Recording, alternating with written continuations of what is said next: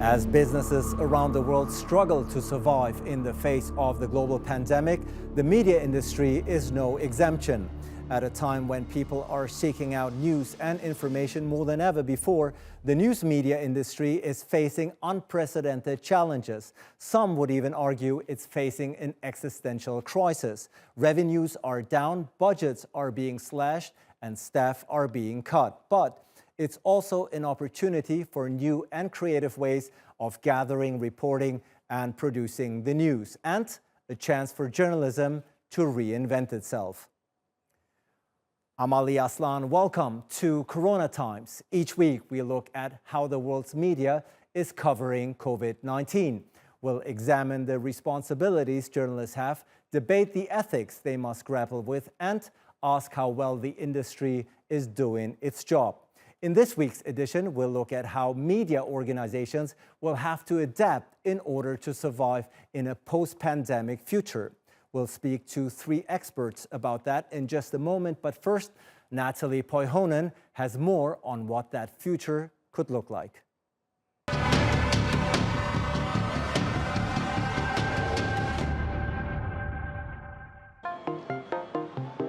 The need for news has never been greater.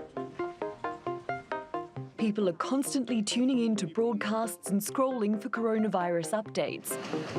You would think it would be a boom time for the news industry. But outlets from small-town papers to large networks are grappling with a cash crunch. The global economic fallout from the pandemic has contributed to a drastic fall in advertising. Generating money to keep organisations going is becoming harder. In the UK, publishers have asked advertisers not to practice block listing on websites. That's when ads are banned from showing up next to stories about the virus. We're up and running here. For the journalists who've held on to their jobs, well, they're having to come up with new ways to deliver the news. For many, that means filing away from the action. Broadcasting to you from home as part of our efforts to stop the spread of coronavirus. And I'm not alone. The industry has had to adapt to isolation orders, but it's showing stories will always make deadline, no matter the challenges. Natalie Poihonen, TRT World. Well, to talk about what some of those challenges are, in Geneva, we are joined by Cathy Lee. She's the head of media, entertainment and information industries at the World Economic Forum. And Tom Trewinnard joins us from London. He's the co-founder of Fathm, a digital journalism consultancy. And here in Istanbul is Hany Konayyesi. He's the director of TRT Arabi and the former head of the news output at Al Jazeera. Cathy, COVID-19 has disrupted life as we know it. It has disrupted businesses all across the world, including the media industry, of course. What are some of the biggest challenges, biggest changes that you are seeing since the beginning of the pandemic? Yes, absolutely. So coronavirus, as we know, poses both a challenge and the opportunity for the media sector.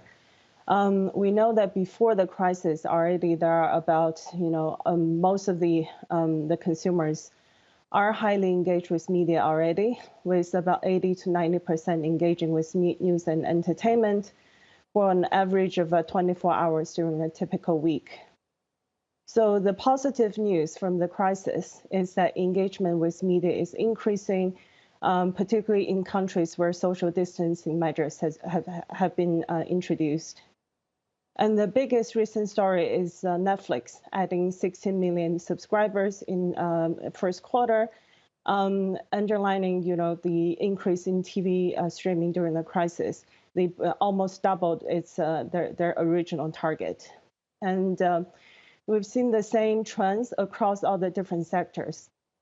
But at the same time, we shouldn't underestimate that the struggles many media organizations are facing now and are likely to face for several months. So first of all, advertisers, as we know, are a major revenue stream for so many media providers. But many major brands are pausing, deferring, or reallocating their ad spend.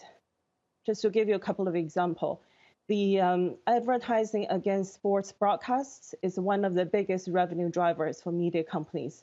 But with all these sporting events on hold, that income is at risk.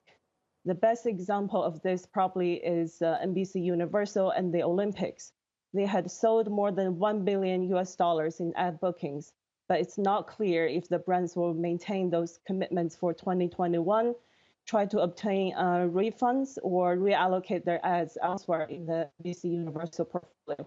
So you've already covered a lot of ground there, and indeed we will go into much more detail in those daily struggles of media, and particularly the news industry, of course. Tom, what are some of the biggest changes that you're seeing out there since the beginning of the coronavirus?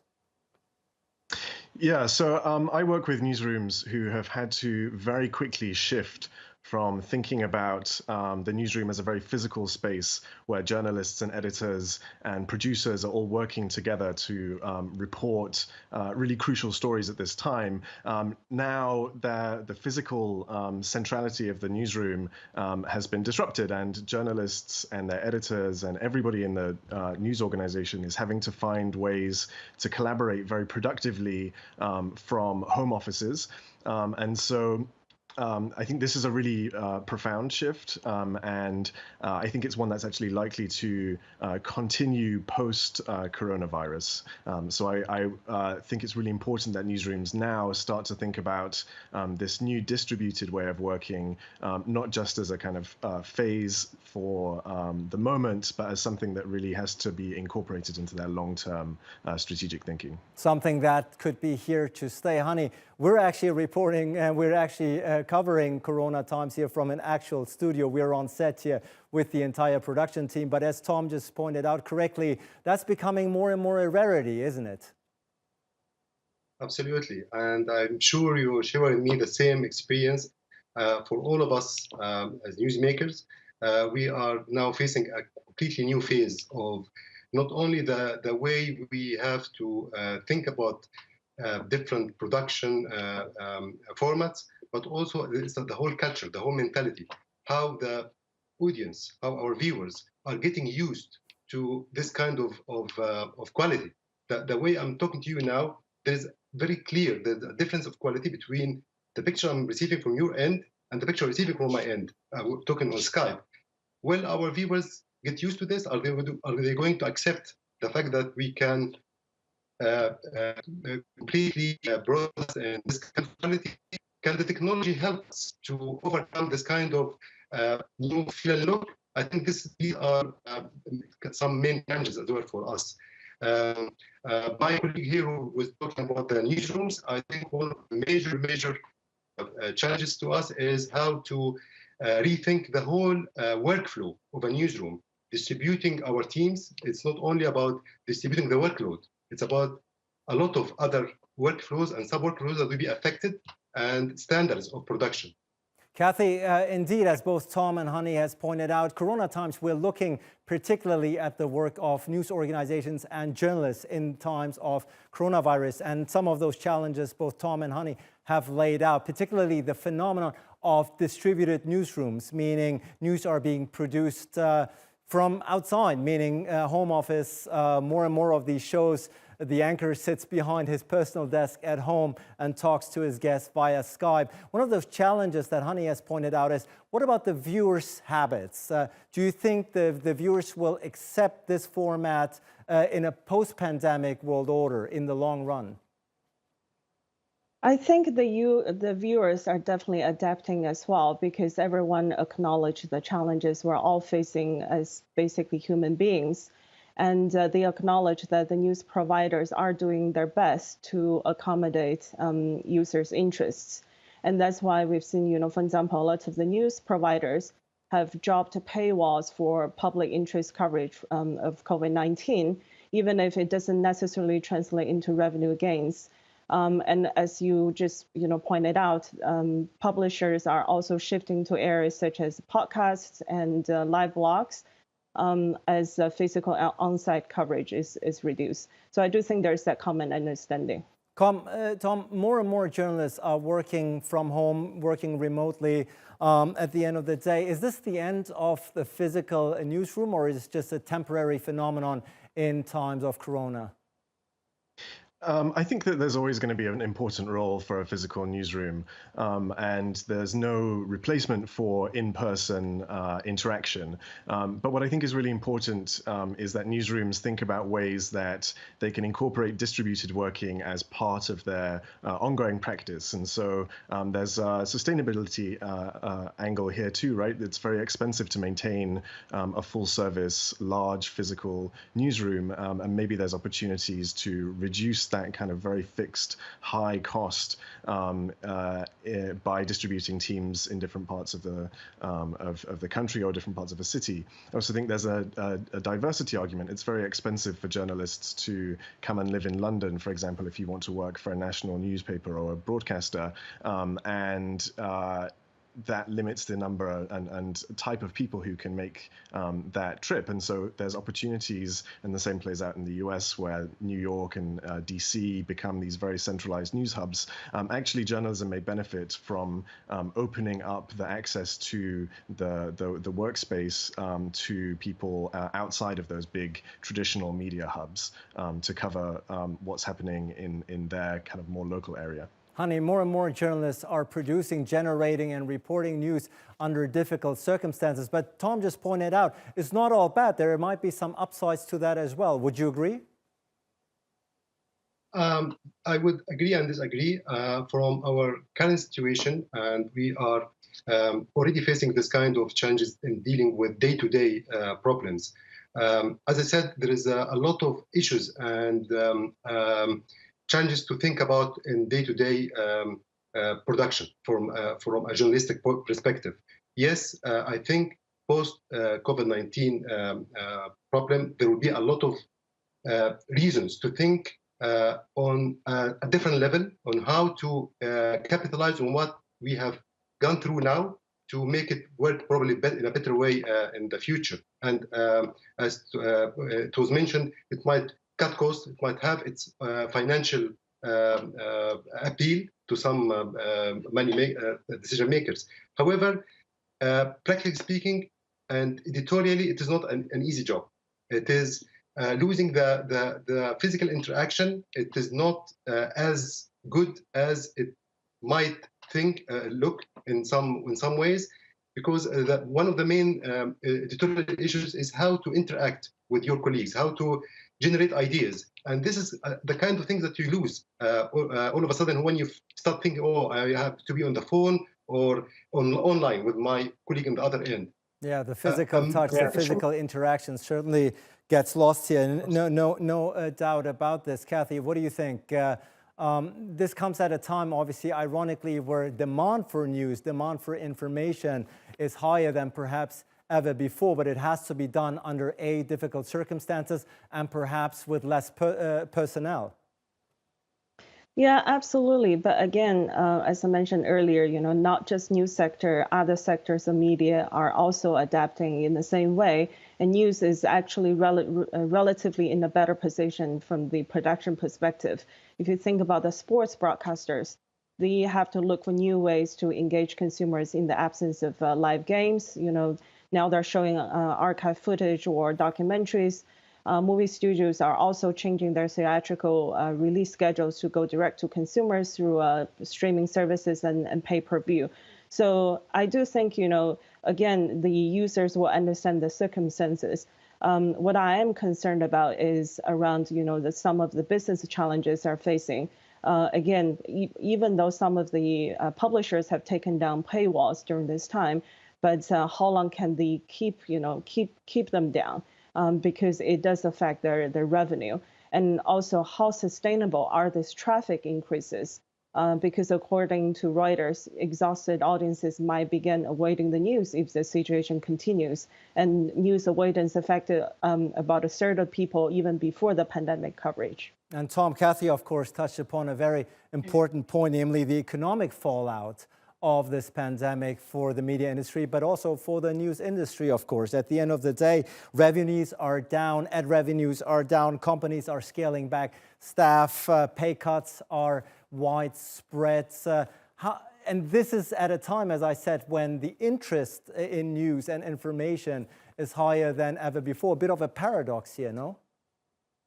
Yeah, it's an extremely challenging time, and it's a very painful time for a lot of journalists and editors who, in one moment, they're understanding the kind of fundamental necessity of their work, but they're having to make very painful cuts to their costs. But I think this speaks to this is a trend that is an acceleration of what's been happening over the past couple of years in media, I think. And again, I would try and see what is the opportunity here for newsrooms to think about diversifying revenue streams, looking for new editorial products, new ways of creating services and products that bring value to their audiences. And I think they are out there. And I think fundamentally what's happened over the past 2 months has shown that advertising revenue is not it's not a secure enough foundation on which to build such an important public service that you and your colleagues at TRT and other journalists and newsrooms around the world perform. Hany, of course, the challenges that the media industry are facing currently are not new. As a matter of fact, some elements of it, the print, the publishing segment of it, for instance, have been undergoing cuts, threats, and difficulties for many years now with the increase in digitalization. Do you think that will be the final nail in the coffin for some segments of the media industry, the coronavirus? Yeah, I have to remember what happened to, or to bring to this table, what happened to IBM and Yahoo a few years ago when they decided to switch totally to what they call remote work or working from home. IBM is a very good example because they started this much earlier than any other major big companies. And after 10 years, I think if I'm not mistaken, between 2009 and 2017, they had to come back to the older model, which is bringing all their staff to work from the office. I think this was based on realistic findings that it didn't work for IBM. Yahoo had a very similar experience.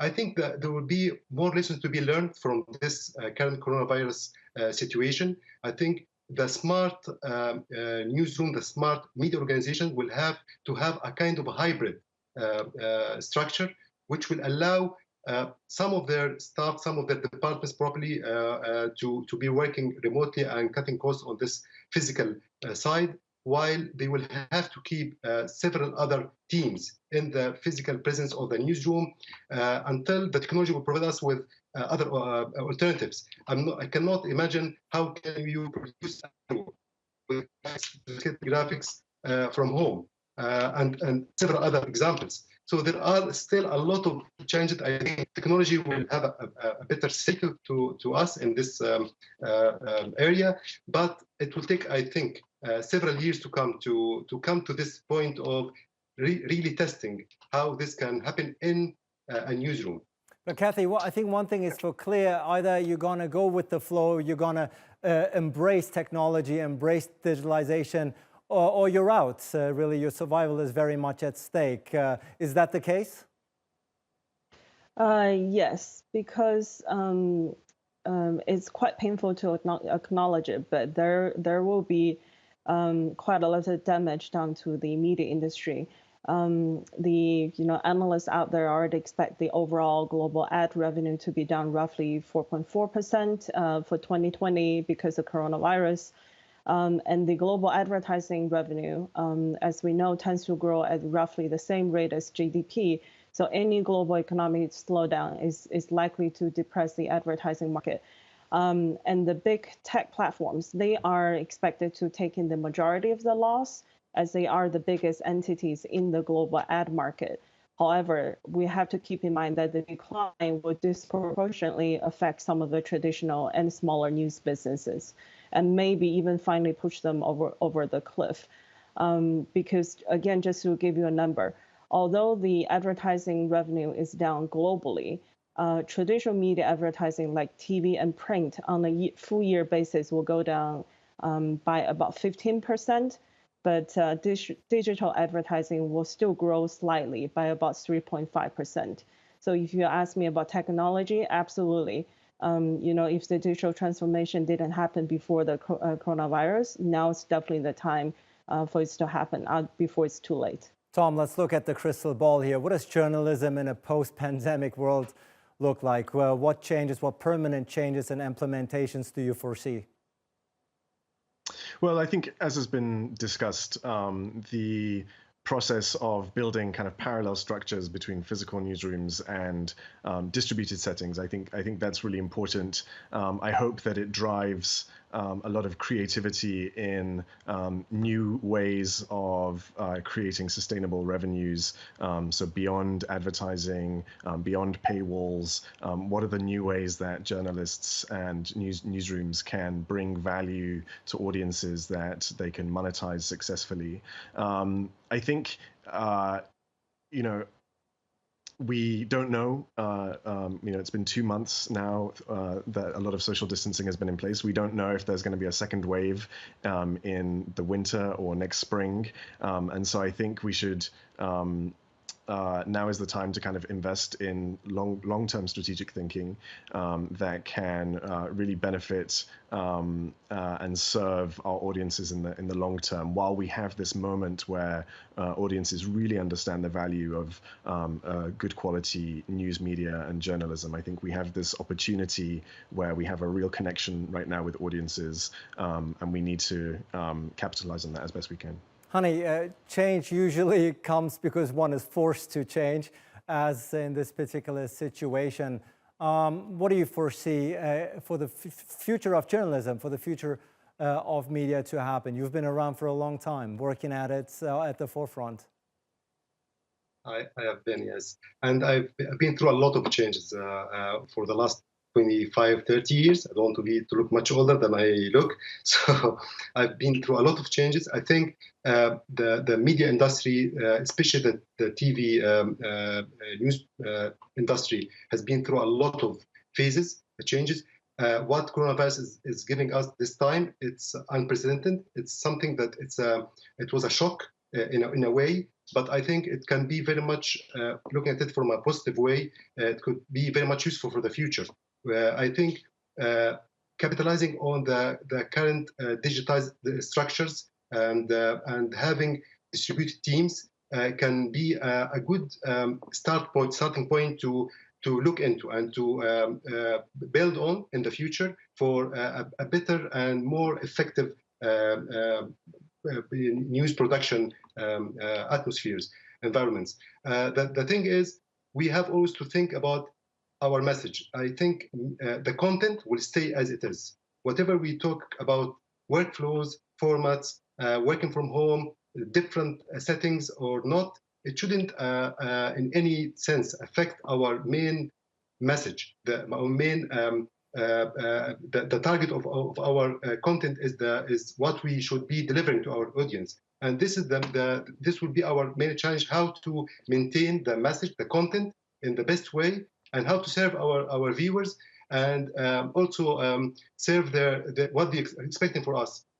Media organizations and TV channels, they are not amateur production houses. They are not individuals. They are always looked as a source of information, and they have to be credible source of information. I'm talking, of course, about the news business. Right. So we will have to maintain this kind of credibility as well in all our new and futuristic plans. Yes, whatever the future holds, the credibility here is the #1 essential currency for any journalist out there. That's certainly for certain and cannot be compromised under any given circumstances. But Cathy, you've already pointed out it's not just winners, it's not just losers in this scenario, but there are also some winners in this, no? In the media industry. Yes, absolutely. Generally, as we've seen during the past 2 to 3 months, gaming sector, streaming, short videos, TV and music tend to be, winners relatively, because even, for example, TV consumption is up, but TV advertising is down. So in terms of absolute winners right now, streaming, gaming, etc., but it's still hard to say in the long run. And we will see what the long run will hold. Hany Konayyesi, Cathy Lee, and Tom Trewinnard. Thank you so much for your insights. Thank you. And that's it for this week's edition of Corona Times. As we examine the role and responsibilities the media has, we know that also includes us here at TRT World. So let us know how you think we're doing. You can follow our ongoing coverage of the pandemic on YouTube, Twitter, and at trtworld.com. From me, Ali Aslan, and the team here in Istanbul, thanks for watching and see you next week.